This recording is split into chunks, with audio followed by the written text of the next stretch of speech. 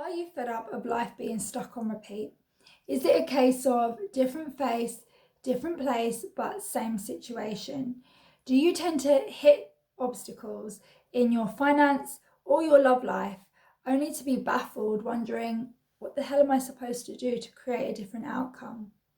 Are your breakthroughs and your strokes of luck always short lived? Well, if this is a challenge that you keep coming up against when manifesting, then I have some very good news for you today. Because in this video, I am going to be demonstrating another very powerful mirror work exercise using the legendary Louise Hay's Mirror Work book, which is going to show you how to create more fuller and wholesome manifestations and move forward without a backward glance. This is video 3 of my manifestation series, and if you have been with me from day 1 doing the mirror work, then a very warm welcome back to you. This is the most rewarding and valuable work that you are ever going to do on your path of self-discovery.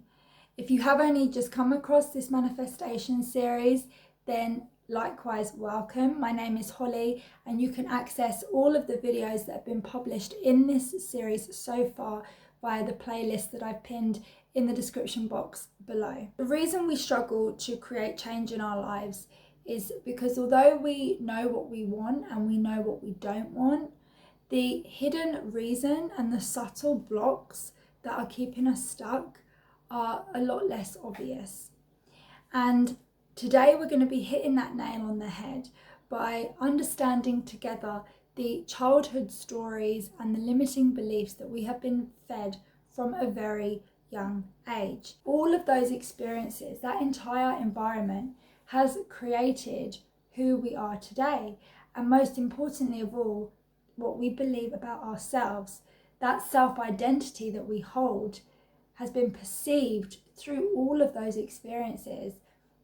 And when we continue to experience sadness or disappointment, rejection, feelings of, you're not good enough, whether it be from our teachers or from our parents or siblings, bullies at school, in the playground, when we have that information fed to us over and over again and we experience those emotions, they become a very strong core part of our identity.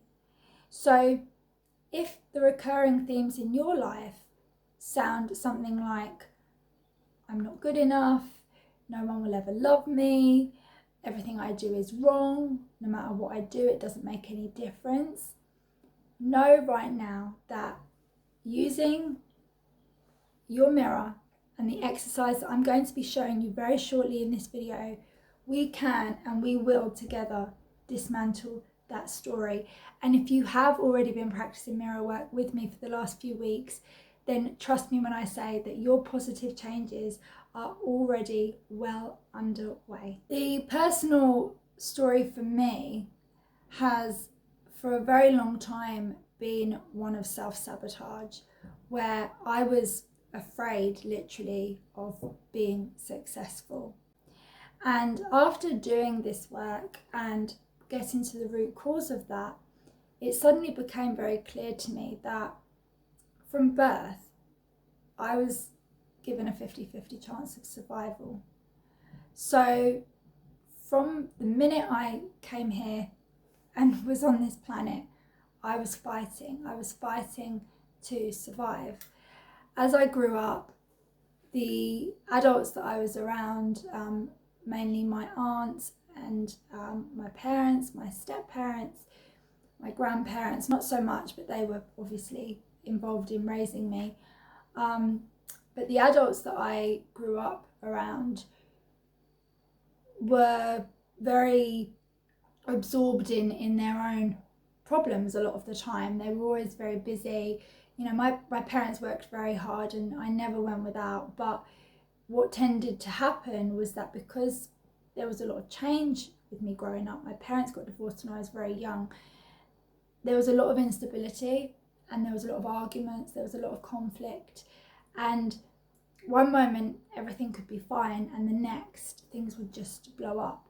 So from a very young age, I became accustomed to living in fight or flight mode, living in survival mode, never being able to trust what was going to happen next. And if something good did happen, I'd always be bracing myself for the next thing to go wrong. So for many years, for me, this was just the norm. And I became very sensitive to this when I began doing this work, when I started to manifest and I would experience some form of success, like a job interview for a job that I really, really wanted, or going on a first date with a guy that I really liked.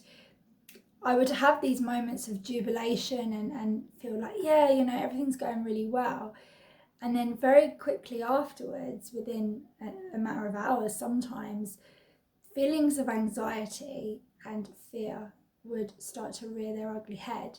And going back to video 1, overcoming your fear, in the first video of this series, when we looked at horror stories and how that works, all of that would start coming to the surface. And what would happen is I would then start to act out. And that's what happens. Our ego literally begins to act out when our subconscious mind is being thrown into a form of change and the idea of something different and new happening. The fear will take over and it will start thinking, well, yeah, but we don't act like this in this situation. And when's the other shoe going to drop? Something's going to go wrong.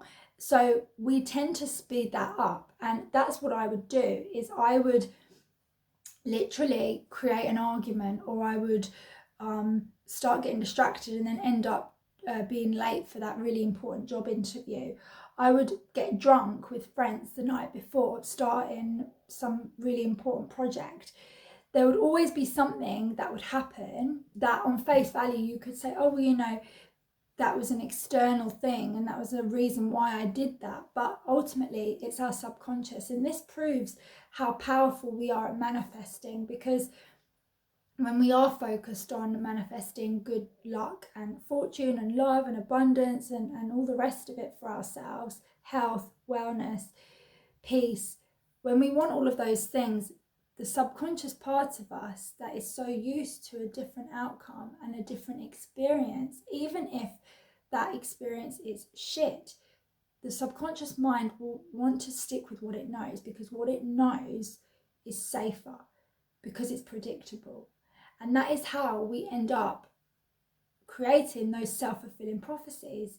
The other shoe is going to drop, or, oh, nothing ever lasts. All of these beliefs that we have in our head, whatever the story is for you, whether it is rejection, feeling of being a failure, feeling like you're just not good enough no matter what you do, you're an outsider, it could be anything. It could be 101 different themes or storylines.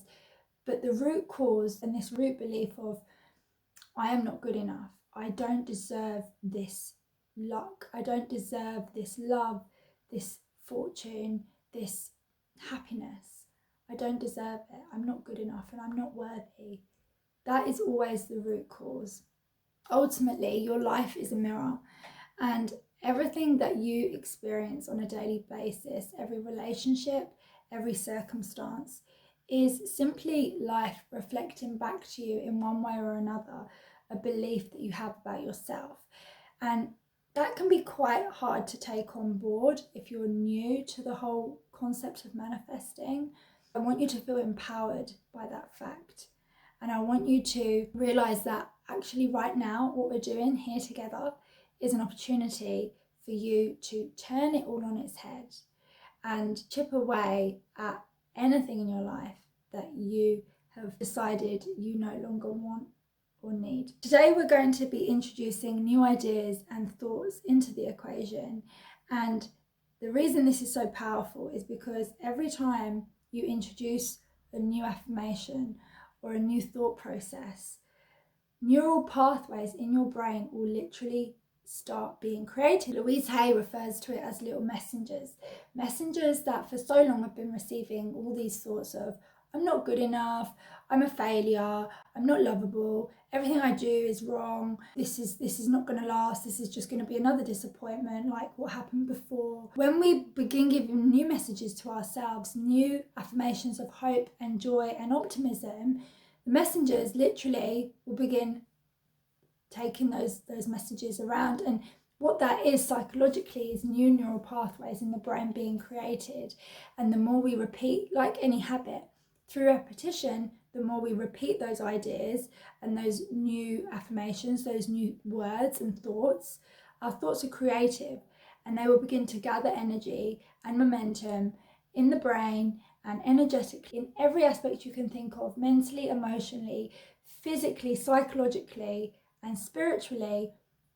And that's where then our new perceptions will start to be shaped and molded, and it will influence our behaviors and ultimately the action that we take and the choices that we make. So every time you look in the mirror and you say a new affirmation, you are literally removing a layer from the past and dismantling that grip of an old story that is past its sell by date and that you no longer need or want in your life and you no longer wish to experience. Louise Hay sums it up perfectly in her book when she says, remember, when something that's happening in your life does not feel comfortable for you, you have the opportunity to look inside and ask, how am I contributing to this experience?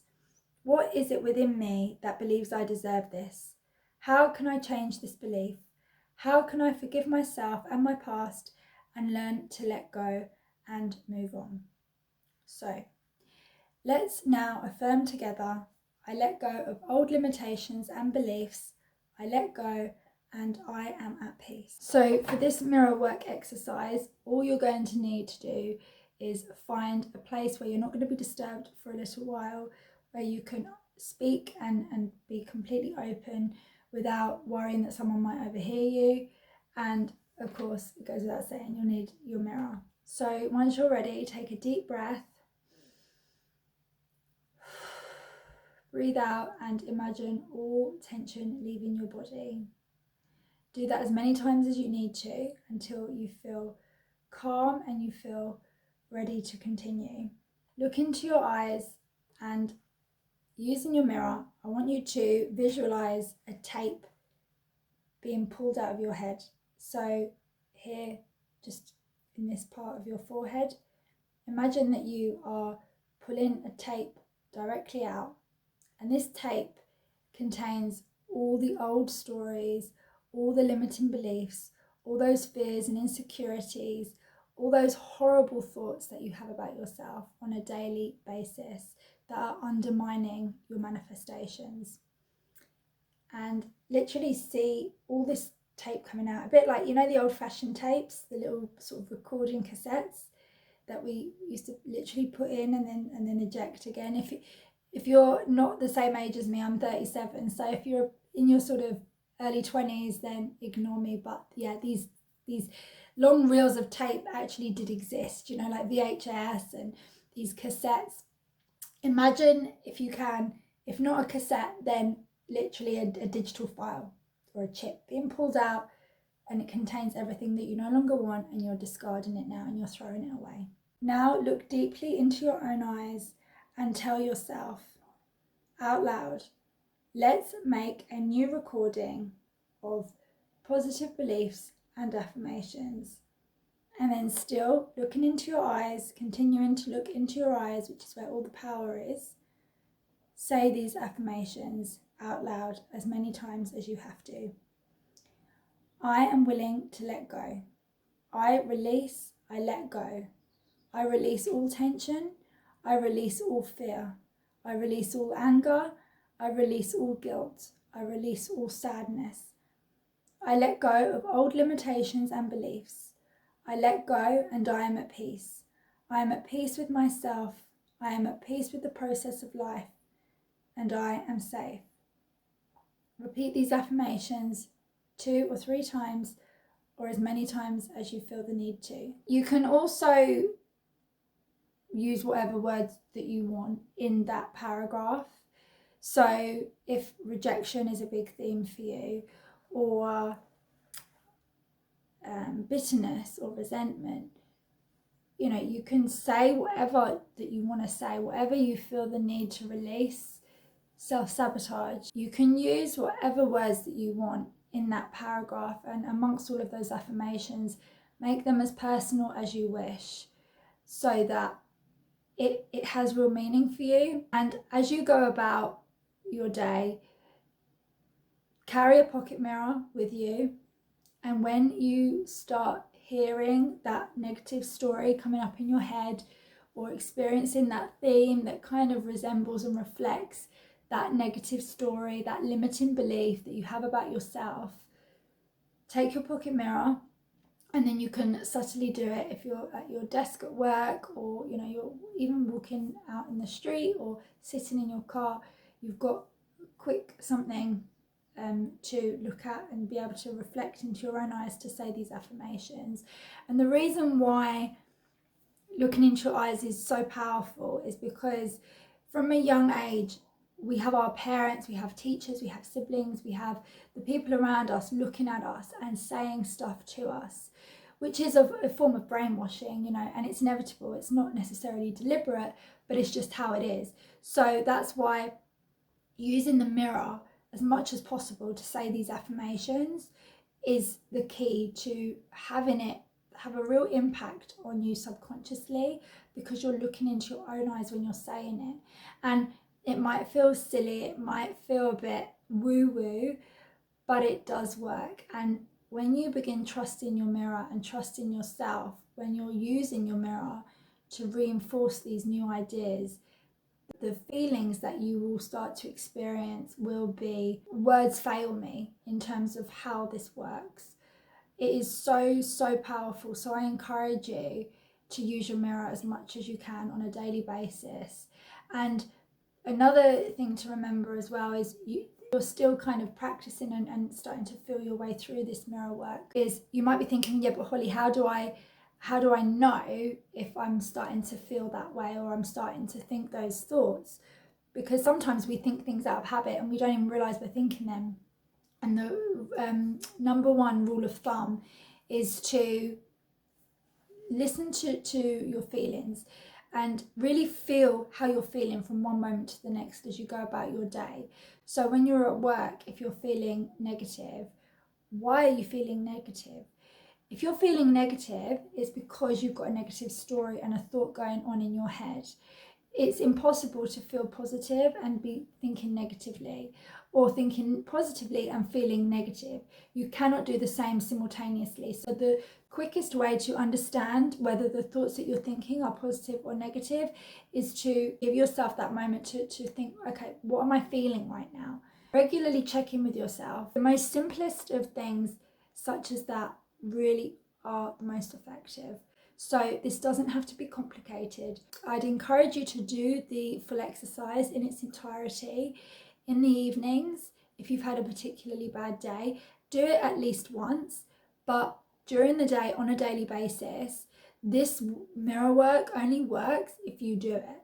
And that's where having just a few affirmations that have real power for you and real meaning, and you can literally feel that emotional shift when you say those words, keep those literally in your back pocket. Write them down if you struggle to remember them, and just start saying them over and over again, repeating them, writing them down, saying them to yourself in front of your mirror, or when you don't have a mirror. The more you say it, the more it's going to start to feel real, and you're going to start embracing that state of being and that state of feeling and thinking, and you'll feel the changes very quickly.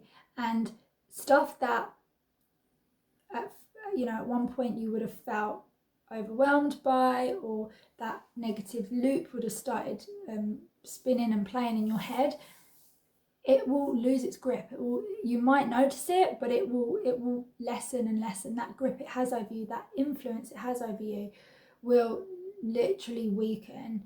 And that is when you'll be able to say, wow, this stuff is working. And that doesn't take long. We're talking sometimes a matter of hours. Another thing I'd encourage you to do is to comment below this video, share your stories, share your experience with mirror work so far, and openly discuss the topics that you find to be the most challenging. Where are you having success? Where are you becoming stuck? What have affirmations done for you so far? What affirmations are you using? Have you come up with any affirmations of your own that have really hit the nail on the head? I'd love to hear all of these stories, and remember that we're all in this together. We're all on this never-ending journey of self-discovery. So whatever pearls of wisdom you have to share, it doesn't have to be all negative. Please share them below, comment, and let's all help and inspire each other together. If you want a complete daily structure of the Louise Hay Mirror Workbook, then you can pick it up for as little as $9.99 below in the description box. It's an affiliate link, so that means that I will receive a small commission if you do decide to purchase the book. The book is absolutely wonderful, and I recommend it to anybody who does want to go deeper with mirror work. It includes heart thoughts for the day, it includes journaling exercises in the evening, as well as a meditation, and it covers 21 different themes, which really from A to Z is all that you would possibly need when it comes to combating fears and insecurities and doubts that you may experience whilst manifesting. However, if you don't want to purchase the book, that's absolutely fine. You can still gain all of the knowledge you need to practice mirror work by yourself through using the videos that I am doing here with you on YouTube. In the last couple of weeks, we've covered some pretty heavy stuff. We've looked at overcoming fears, releasing anger, and today, letting go of the past. So what's next? Well, you'll be pleased to know that next week we are going on a light-hearted celebration. We're shifting our focus entirely to discovering new and exciting ways for you to truly cherish yourself. Get ready to step into a future that is based upon self-love and radiant success. So make sure that you subscribe to my channel and hit the little bell icon next to it so that you will be notified the minute the next video is released. Thank you so much for watching. Have a great week, lots of love, and I will see you in the next video.